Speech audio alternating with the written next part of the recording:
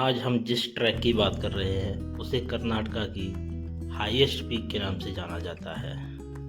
जी हाँ, मैं मुल्यांगिरी पीक की बात कर रहा हूँ, जो कि वेस्टर्न घाट के बाबा बुदनगिरी रेंज में स्थित है।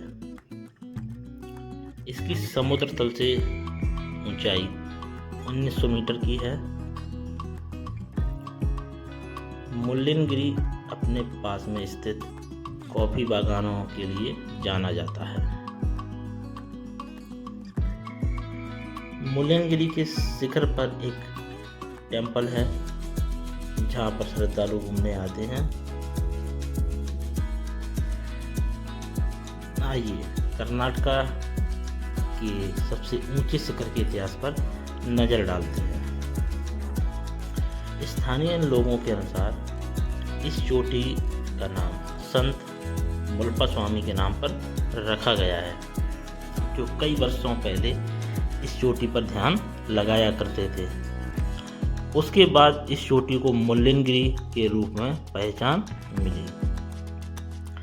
चोटी पर आज भी एक छोटा सा मंदिर है जहाँ पर संत स्वामी मुलपा जी की मूर्ति लगी हुई है।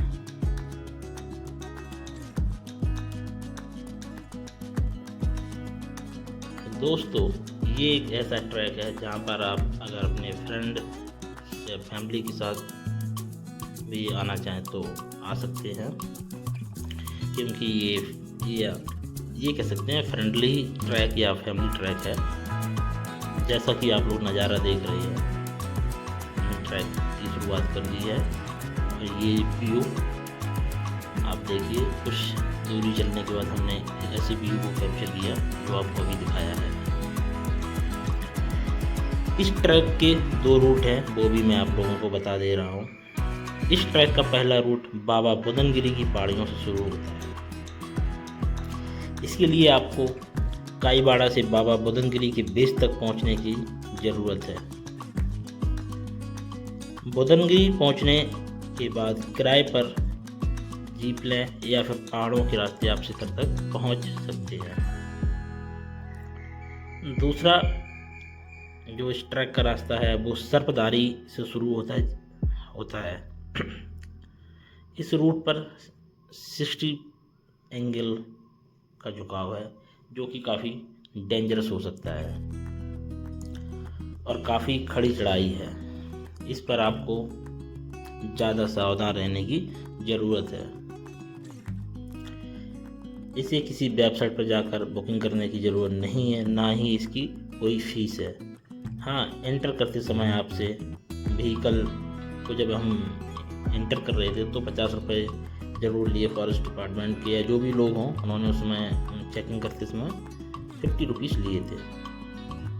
वैसे वन विभाग से परमिशन लेने की ज़रूरत होती है, किसी भी वेबसाइट पर बुकिंग करने की कोई ज़रूरत नहीं है। इसके खुलने का जो समय है वो सुबह 6 बजे से शाम को 6 बजे तक का है।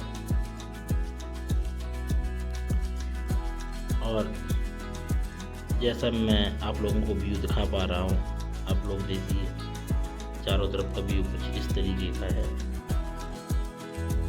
बहुत ही खूबसूरत और प्यारा व्यू, क्योंकि हमने इस ट्रैक को रेनी सीजन में कंप्लीट किया था, तो जो व्यू है वो और भी ज़्यादा खूबसूरत हो जाता है। तपस्वी मुलपा स्वामी मंदिर की जो हम बात कर रहे थे, वो मुल्यांगिरी की चोटी पर बना हुआ है, जिसे संत तपस्वी मुलपा जी की याद में बनाया गया है। उन्होंने मुल्यांगिरी पहाड़ियों पर ध्यान लगाया है। काफ़ी खूबसूरत व्यू, आप लोग इस व्यू का आनंद लें। दोस्तों, मॉनसून के समय में मौसम का जो वेरिएशन है वो काफ़ी रहता है। बार बार मौसम बदलता है, कभी आपको फॉग भी देखने को मिलेगा, कभी अचानक बादल साफ भी हो जाएंगे, कभी कभी ऐसा होता है कि हमें थोड़ी धूप भी देखने को मिल जाती है। तो जिस तरीके का मौसम है, जैसा आप व्यू देख रहे हैं, वो अलग अलग तरीके का आपका व्यू दिख रहा है, क्योंकि मौसम का मिजाज ही कुछ ऐसा है कि जो वेरिएशन करके आपको अलग अलग व्यू दिखा रहा है। हमारे साथ जो मेंबर थे विक्रम सिंह शेखावत, मंजीत सिंह शेखावत, सुधीर और नितिन, हम 5 आदमी मिलकर इस ट्रैक को कंप्लीट करने में लगे हुए थे।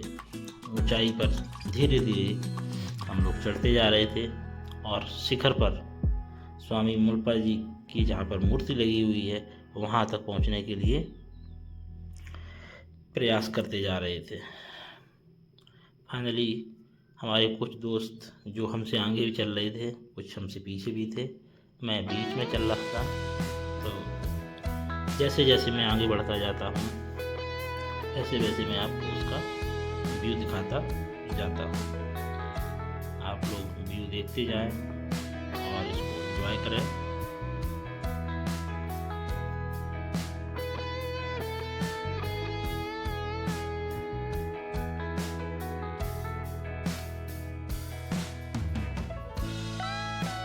दोस्तों, लास्ट पैच को कंप्लीट करने से पहले हमें 500 अराउंड, जैसा कि बताया गया कि 500 सीढ़ियाँ हैं, उनको क्रॉस करके हमें टॉप पर पहुंचना है। तो जैसे ही वो सीढ़ियाँ आएंगी या मैं उस पर ट्रैक के लिए आगे बढ़ूँगा, वैसे ही मैं आपको उसके बारे में बता दूँगा। हवा काफ़ी चल रही थी। हवा का जो फ्लो था वो इतना तेज़ था कि मोबाइल को भी स्टेबल रखना बड़ा मुश्किल था, क्योंकि इतनी तेज़ हवाएं के झोंके थे कि पूरा डिवाइस ही हिल जा रही थी। तो इसको स्टेबल रखना बड़ा मुश्किल था।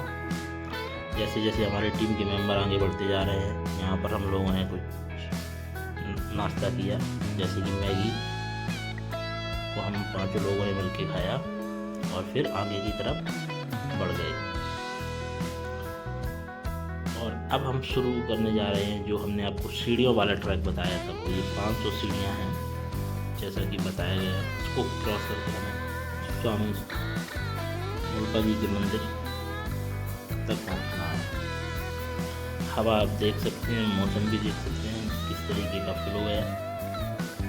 और हम धीरे धीरे अपने कदमों शिखर तक ले जाने की कोशिश में जुटे हुए थे। तरीके से हम चलते जा रहे थे तेज़ी से, क्योंकि एक उत्साह था कि जल्दी से जल्दी चोटी पर पहुँचें और स्वामी जी के दर्शन करें। और हवा का रुख ऐसा था कि हमें चढ़ने में भी परेशानी हो रही थी, क्योंकि इतनी तेज़ हवा थी। कभी कभी हमें ऐसा भी लग रहा था कि हम गिर ही ना पड़े, लेकिन फिर भी हम अपने धीरे धीरे तरीके से ऊपर चढ़ते जा रहे थे। कुछ लोग जो कि ऊपर शिखर पर होके आ गए, वो नीचे की तरफ उतर रहे थे। और धीरे धीरे कदमों के साथ हम अपने टॉप पर पहुंचने की जो लालसा थी उसको और तेज़ी के साथ पूरा करने में लगे हुए थे। फाइनली अब हम स्वामी जी के मंदिर के बाहर पहुंच चुके हैं, जहां पर एक बोर्ड लगा है कि आप जूते चप्पल को करके बाहर उतार दें और तभी अंदर आए।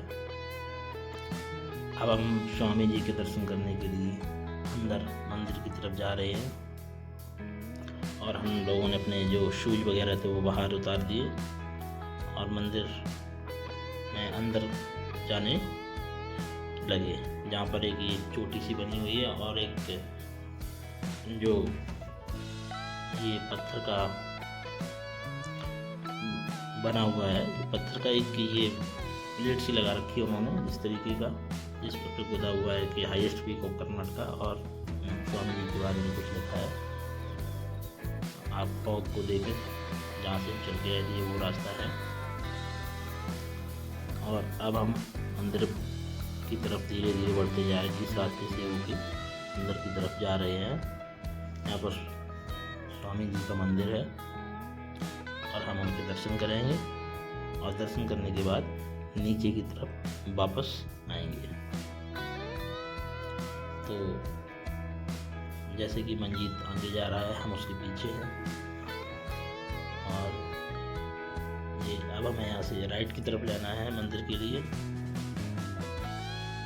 और फाइनली दोस्तों अब हम मंदिर पहुँच चुके हैं। ये मंदिर है और अब हम इसमें अंदर जाके दर्शन करेंगे और दर्शन करके बाहर आएंगे।